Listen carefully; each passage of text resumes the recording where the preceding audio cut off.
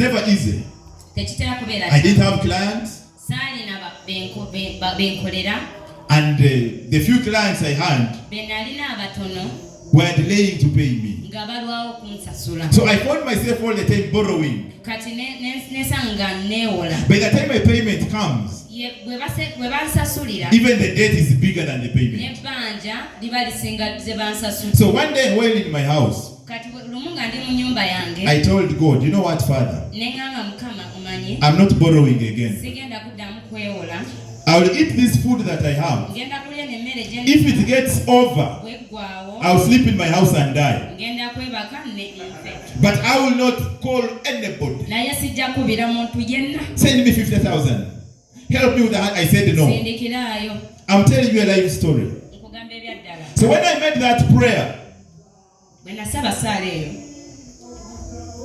I sat on my bed because that's where I was praying from, and I dozed a bit. Do you know what woke me up? An alert on the phone. Some money on my phone. I tried to call the person who had sent the money. The number you're calling is not on the network.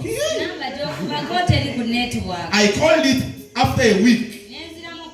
I called it for 3 months. That line has never been on till today. But when I went to withdraw, the money was working, they gave it to me. Why am I telling you this? I had left a big paying job because the Lord chased me out of it. And I told him, you must prove that you will sustain me, because you are the one who got me out of my job. In other words, you must be somebody who hears God. So I was not bothered about my financial situation, because I knew it was the timing of God. But there are people who can be in a situation they don't know what heaven is saying.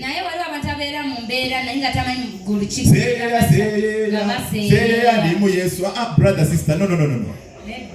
We need to wake up and understand the truth. The plan of heaven was that all of us should be able to hear God. Not only one man.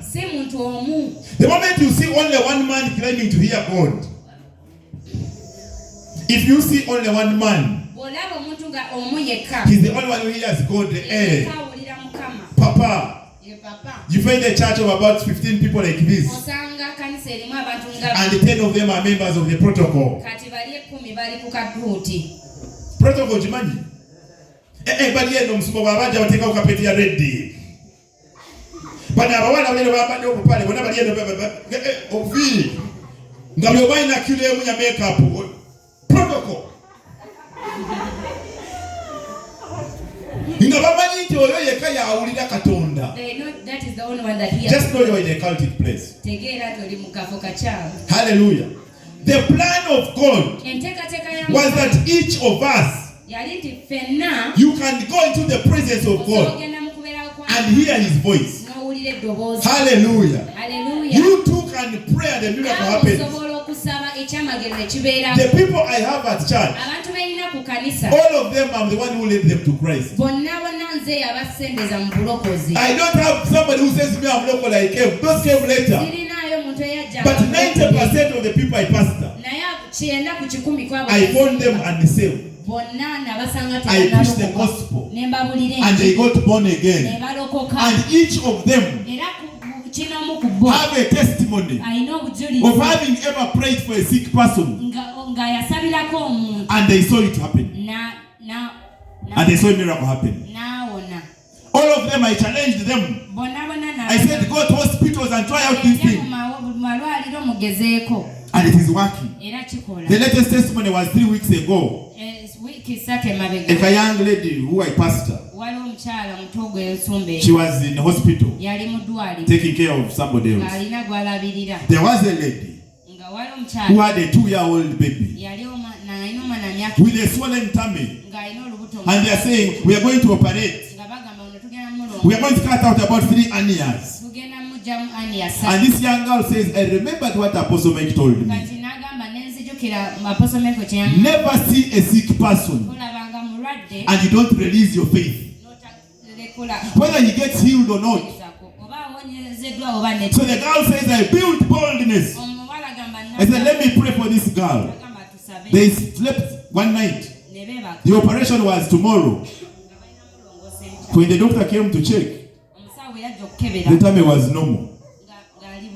And they said, no, I think what we do, we are discharging you to go home. No need for surgery. Give glory to Jesus. Why am I telling you this?